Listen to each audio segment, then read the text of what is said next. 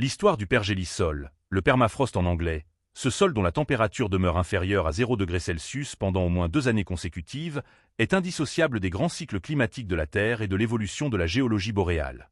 Bien que ce phénomène semble figé, il résulte d'un façonnement millénaire entamé durant les périodes glaciaires du Pléistocène, une époque débutant il y a environ 2 600 000 ans.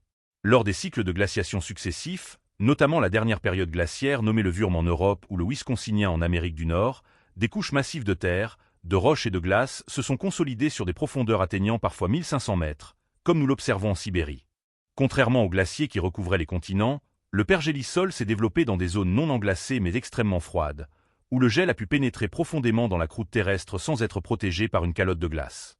Le pergélisol constitue de ce fait une archive temporelle unique, fonctionnant comme un gigantesque conservateur naturel qui préserve des traces du passé que l'on ne retrouve nulle part ailleurs sur le globe.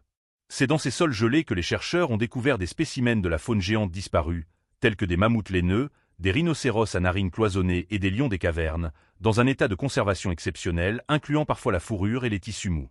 Les scientifiques y étudient aussi une microbiologie ancienne faite de bactéries et de virus emprisonnés depuis des dizaines de milliers d'années, offrant un aperçu précieux de la vie microscopique préhistorique.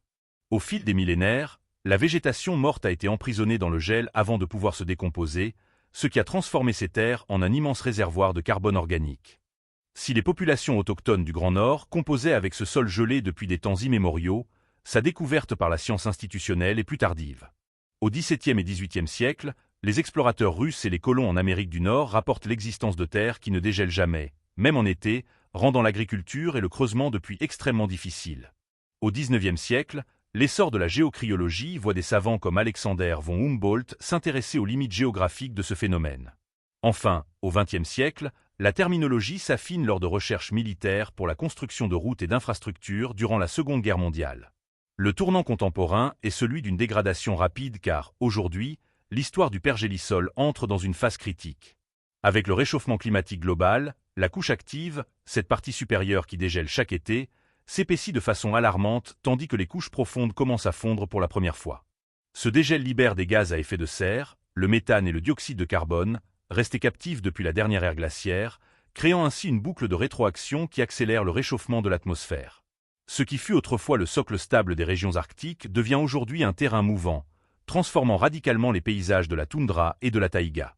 Le pergélisol se comporte ainsi comme une capsule temporelle dont l'ouverture forcée par le climat actuel est à la fois une mine d'or scientifique et une source d'inquiétude majeure.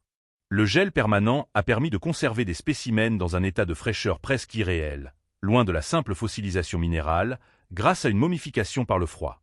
Contrairement aux ossements classiques, le pergélisol préserve les tissus mous, le sang et même le contenu stomacal des créatures d'autrefois. On a ainsi pu étudier des mammouths comme l'Uba ou le loup de Sibérie vieux de 44 000 ans, dont les organes demeurent intacts. On observe même une forme de résurrection végétale puisque des chercheurs ont réussi à faire germer des graines d'une plante nommée Silene stenophila, vieille de 30 000 ans, extraite de terriers d'écureuils fossilisés. Cela prouve que le pergélisol garde un potentiel de vie latent sur des échelles millénaires. Cependant, le dégel libère aussi des micro-organismes pathogènes. En 2016, une épidémie d'anthrax en Sibérie a été attribuée au dégel d'un cadavre de renne infecté depuis 75 ans. Des virus géants préhistoriques, comme le pitovirus, ont également été réactivés en laboratoire après des millénaires de sommeil profond. Si le pergélisol est un trésor pour les paléontologues, sa fonte représente l'un des points de bascule les plus critiques de notre système climatique. Ce géant de carbone contient environ 1500 milliards de tonnes de carbone, soit 2 fois plus que ce qui se trouve actuellement dans l'atmosphère. Ce carbone provient de la matière organique qui n'a jamais pu se décomposer totalement à cause du froid intense. Lorsque le sol dégèle, les bactéries reprennent leur activité et rejettent alors du dioxyde de carbone ou du méthane, dont le pouvoir de réchauffement est bien supérieur. Enfin, le dégel provoque une instabilité physique des sols connus sous le nom de thermokarstes. La glace qui liait le sol disparaît, entraînant des affaissements, la formation de lacs soudains et la destruction d'infrastructures vitales comme les routes, les conduites de transport ou les habitations, rendant certaines régions arctiques inhabitables. Le pergélisol illustre parfaitement la dualité de notre époque, nous offrant les clés pour comprendre les écosystèmes disparus tout en nous alertant sur la fragilité des équilibres climatiques qui ont permis le développement de notre civilisation.